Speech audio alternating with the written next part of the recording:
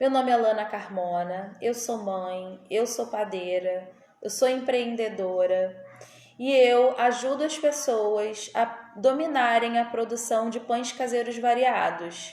Essa é a primeira live onde a Practic Breads responde uma pergunta da audiência. Vocês me perguntaram durante a semana, vocês me perguntaram nas lives e hoje eu vou responder para vocês. É possível fazer pão fofinho em casa? Existe uma variedade muito grande de pães. Existem vários tipos de massa quando a gente está falando de pão, de uma forma geral, não só os pães caseiros, mas os pães que a gente faz também, que são feitos comercialmente. Então vamos lá, a gente tem 3 tipos básicos de pão, tá? De massa de pão. A gente tem os pães de massas magras. Vou falar sobre cada um deles separadamente. A gente tem os pães de massas macias e a gente tem os pães de massas enriquecidas. Quando a gente está falando desses pães de massa magra, são aqueles pães que eu comecei lá no início da nossa jornada falando sobre o pão caseiro. São os pães feitos com ingredientes bem simples. Aqueles pães feitos de farinha, água, sal e fermento, tá? Esses pães normalmente, como que a gente sabe que esse é um pão de massa magra? Por que a gente diz que é um pão de massa magra? Porque ele não é um pão nem que tem muita proteína, ele não tem um aporte nutricional muito grande, ele não são pães muito elaborados para se fazer. A receita normalmente é uma receita simples, varia mais às vezes é a modelagem. E aí a gente tem, dentro desses pães, a gente tem pão francês, a gente tem baguete, a gente tem aquela gama de pães italianos, alguns pães étnicos, aí a gente pode citar pão sírio, pão nã, chapati, até as tortilhas mexicanas entram nessa leva aí, tá?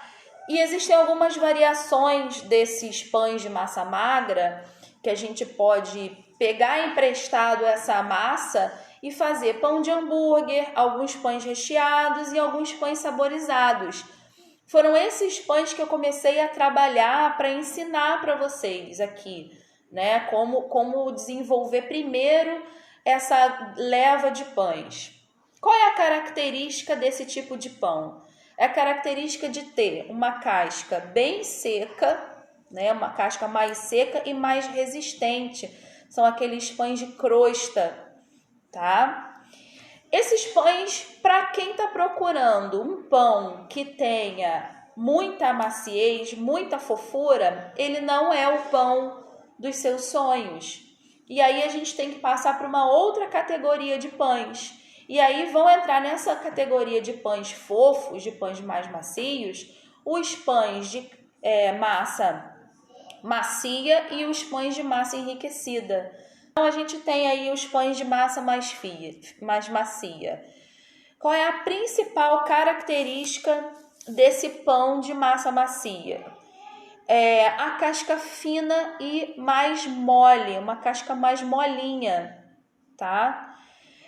Normalmente são os pães integrais, pão de hambúrguer tradicional, esse que a gente compra no mercado, pães recheados do tipo tortano, não sei se vocês já viram, que é aquele pão recheado de calabresa, pão de batata, né? Esses pães de batata são pães mais macios.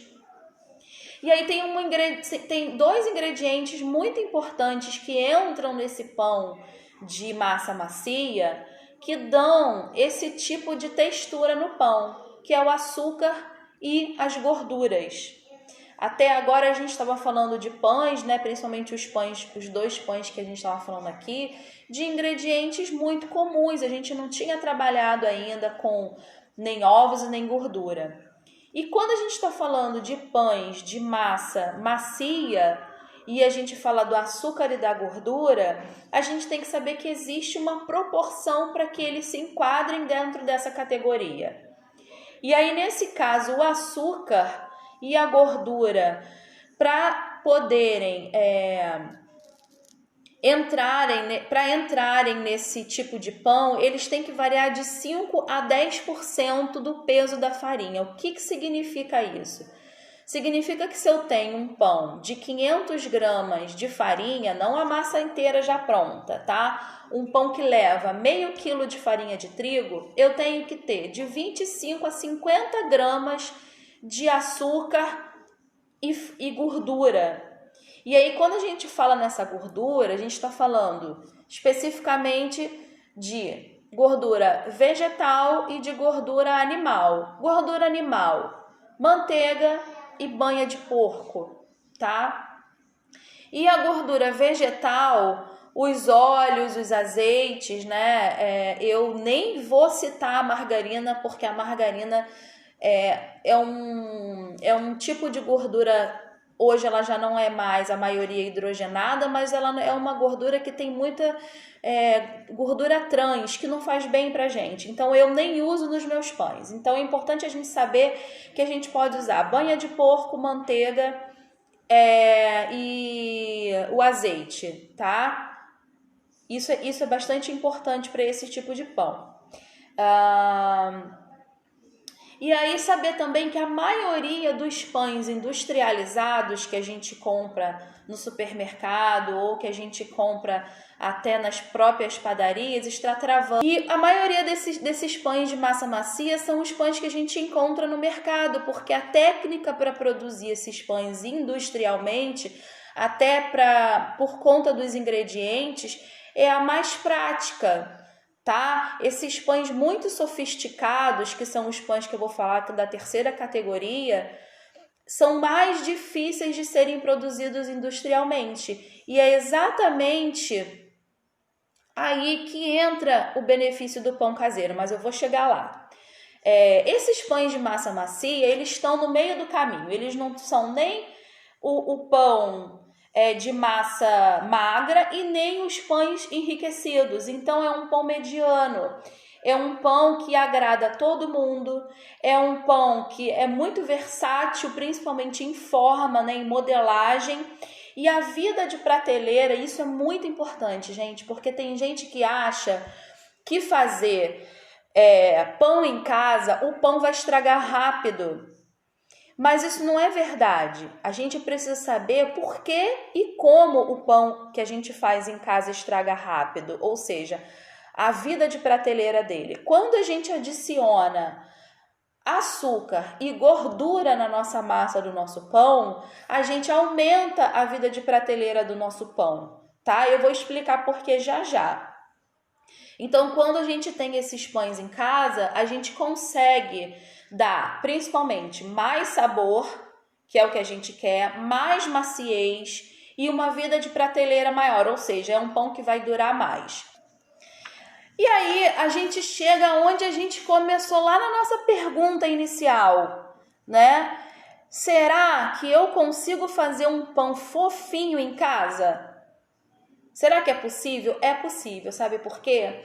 Porque aí a gente vai resgatar aqueles pães de vó, aqueles pães que a nossa avó, que a nossa tia, né, faziam quando a gente era criança, ou se você não lembra disso, de repente a avó de algum amigo, uma pessoa mais tradicional que gosta de fazer o pão em casa, são os pães enriquecidos.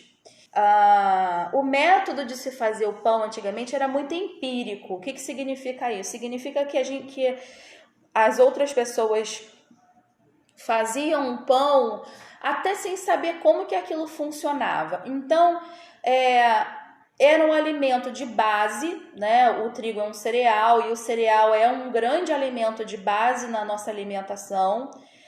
Então, a gente pegava tudo que tinha sobrando, né, para até melhorar o sabor desse pão e colocava ali na massa. O que entrava? Ovo, manteiga, açúcar, às vezes banha de porco. E aí a gente fazendo aqueles super pães que já serviam até como almoço. Esse pão enriquecido era importante. E aí quando a gente fala desse pão que é enriquecido, A gente hoje não pode mais falar de um pão enriquecido, vou fazer um pão enriquecido só porque eu quero um pão enriquecido, só porque eu quero um aporte nutricional. A gente precisa entender por que a gente está usando aqueles ingredientes e qual é o resultado que ele vai trazer para o nosso pão. Então, o principal resultado que a gente tem com o aporte de calorias, né, advindas da manteiga, dos ovos e do açúcar nesse pão, são pães com um miolo extremamente macio e fofo. Eles se aproximam da textura quase de um bolo. Então, por quê? Porque são pães que têm a sua estrutura muito delicada.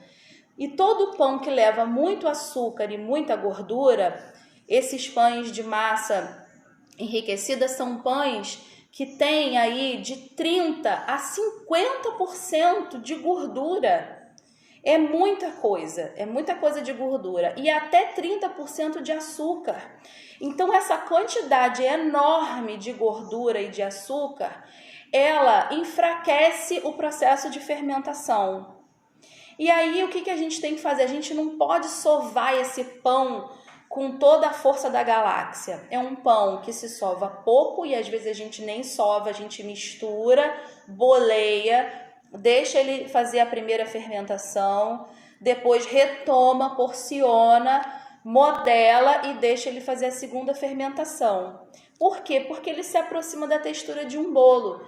E a gente sabe que bolo a gente não sova, bolo a gente mistura. E é bem por aí, se a gente bater demais, se a gente sovar demais a massa de um pão enriquecido, a gente vai acabar solando esse bolo e ele vai ficar borrachento, tá?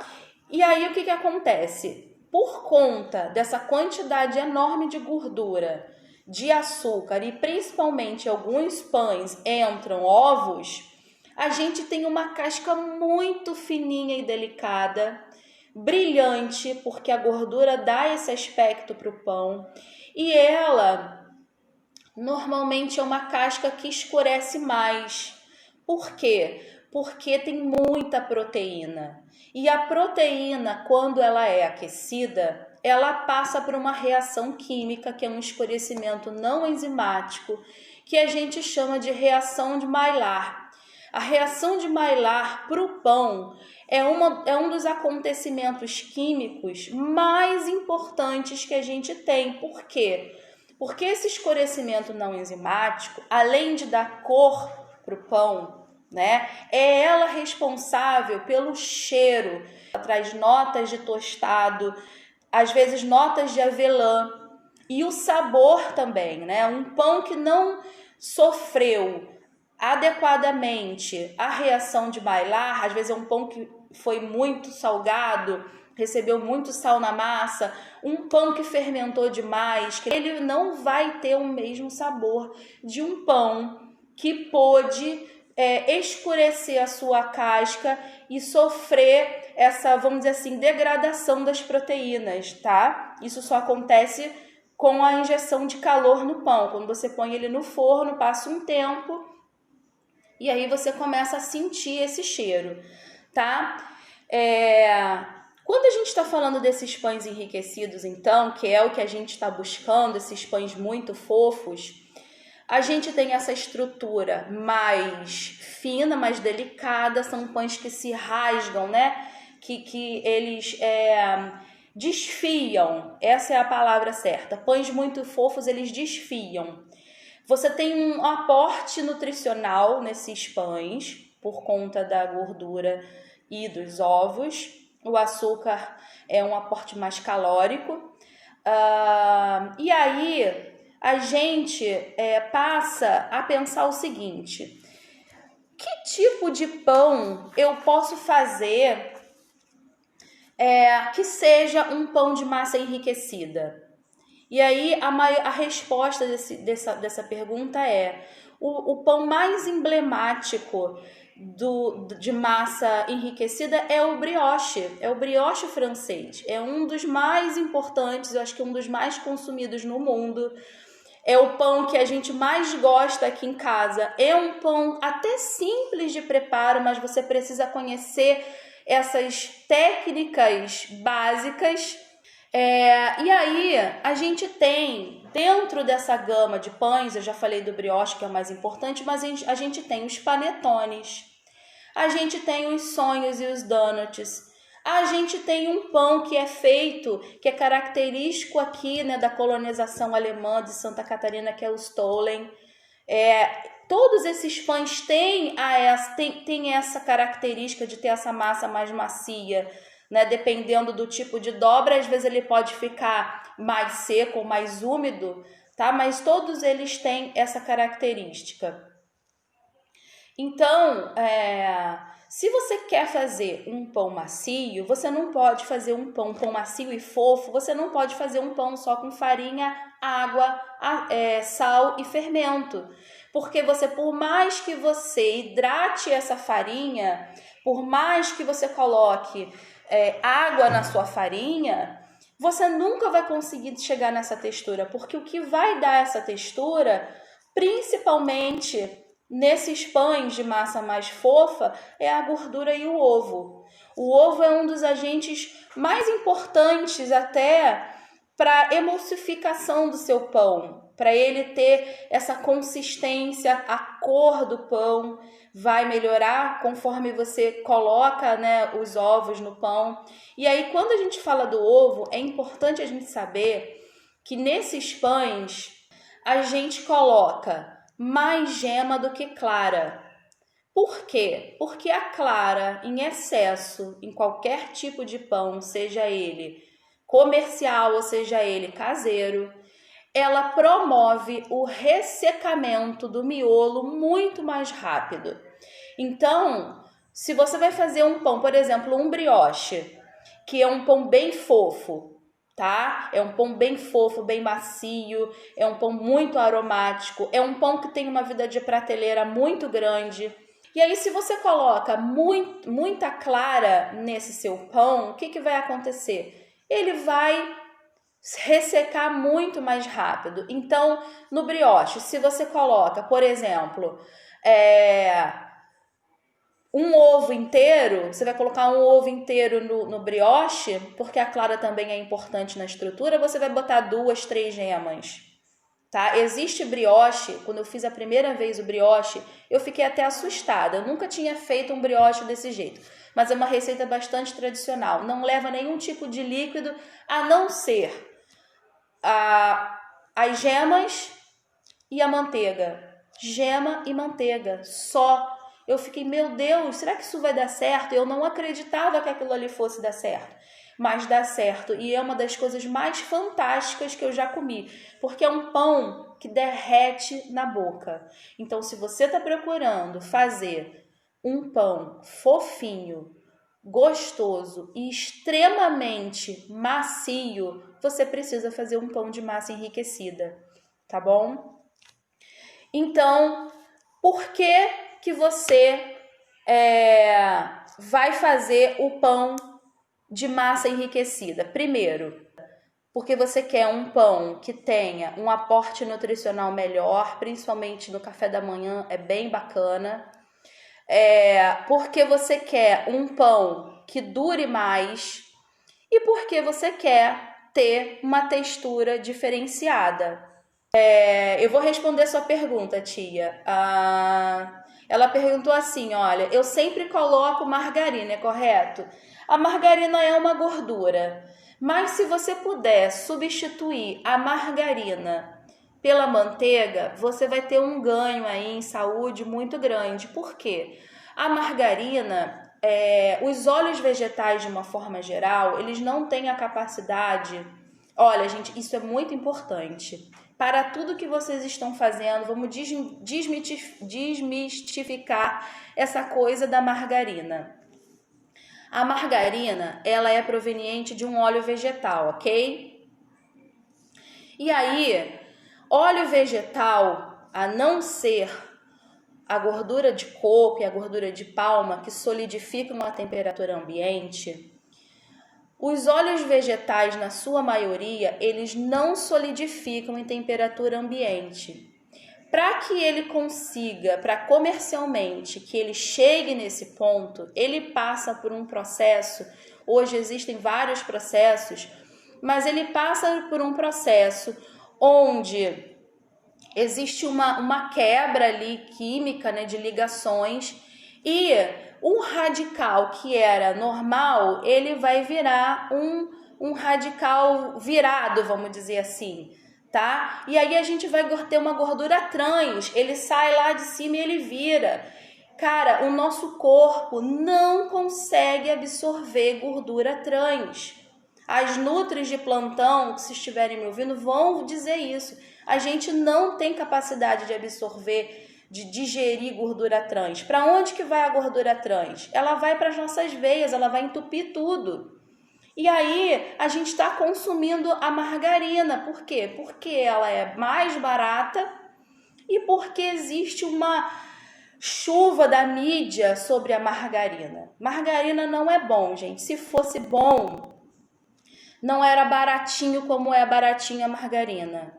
Por que a manteiga é cara? Porque a manteiga dá trabalho, porque você tem que ir lá, né, tem o gado, tem um monte de coisa, mas a manteiga é muito mais saudável. Houve uma demonização aí das gorduras animais por muito tempo e a gente acabou partindo para uma coisa 3 vezes pior, que é a margarina. Né? Eu mesma já consumi margarina, mas eu não tinha o conhecimento que eu tenho hoje. O óleo é diferente. Né? Mas se você usar o azeite, ok, azeite extra virgem, ok, mas vamos tentar colocar na nossa alimentação coisas que não sejam calorias vazias, porque, por exemplo, se você pega o óleo de soja e usa o óleo de soja dentro de uma receita sua, seja ela qual for, independente se é pão ou não, é uma caloria vazia, ela não vai te trazer nenhum benefício. Agora, se a gente coloca um azeite de oliva, um óleo de coco, uma banha de porco, a própria manteiga, você está, além de trazendo caloria para a sua preparação, você também está trazendo outros agentes ali dentro, né? Tem vitaminas, minerais, ácidos graxos super importantes para a manutenção do nosso corpo. O próprio colesterol, sem colesterol a gente não sobrevive. Sem colesterol as células não são formadas, né? O ovo principalmente foi demonizado durante muito tempo porque estava cheio de colesterol. Mas é o próprio colesterol do ovo que faz o pintinho nascer, gente. Se não tivesse aquela película ali de colesterol nadando em cima da gema, você acha que o pintinho ia vingar? Não ia, ele precisa daquilo ali para dar o start do nascimento nele. Eu não sou bióloga nem nada, mas eu gosto de ler sobre essas coisas. Então, vamos trocar margarina por manteiga, por banha, por azeite extra virgem, por óleo de coco, tá bom? Mais alguma pergunta que eu possa responder? A live era sobre pão fofinho, mas ela se transformou em vida, né? Em coisas boas para a saúde. Vamos lá. Eu vou responder a pergunta da Nina. Meu pai descobriu diabetes recentemente. Para ele é difícil largar o pão. Tem algum que ele poderia comer? Olha, Nina, a sua pergunta é muito interessante. Quando a gente está falando da fermentação do pão, a gente está falando da levedura, que é a Saccharomyces cerevisiae, tá? Porque meu tipo de trabalho é a panificação com o fermento biológico, tanto seco quanto fresco. Eu não estou desenvolvendo nenhum tipo de trabalho com fermento natural, mas a gente consegue resultados muito semelhantes com as leveduras industrializadas.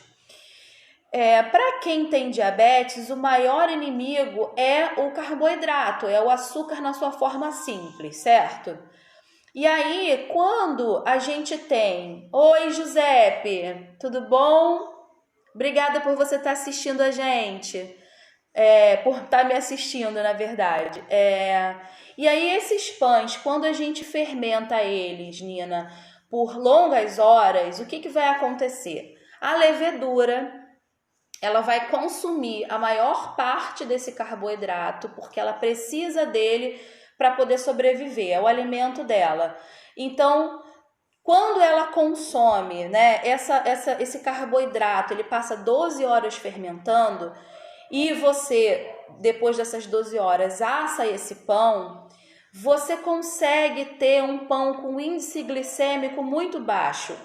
Então, principalmente para quem tem resistência à insulina, para quem tem diabetes, vai ajudar no processo de dieta, tá? Não quer dizer que a pessoa vai poder comer 1 quilo de pão por dia, não é isso. Até porque eu não sou nutri para estar dando um ok nesse ponto. Mas o que eu estudo e o que a gente sabe sobre os pães de longa fermentação vão ajudar principalmente até a gente que às vezes tem algum tipo de desconforto comendo um pão, né? E aí precisa comer esse pão todo dia porque não consegue largar ou porque é um alimento importante pra gente, principalmente até por causa do valor afetivo que o pão tem na nossa cultura.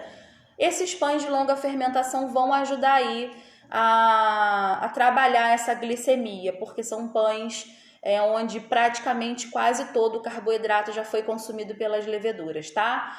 E aí depois uma outra live a gente volta nesse assunto. Espero que eu tenha respondido a sua pergunta, Nina. Um beijo. Hoje a mão não tá suja de farinha, mas depois que a mão suja a farinha, e como diz Rogério Shimura, que é um dos grandes padeiros do Brasil, depois que a farinha cai no seu pé, já era, você não consegue mais abandonar o pão. Tá bom? Fiquem com Deus e um beijo e até a semana que vem. Tchau, tchau!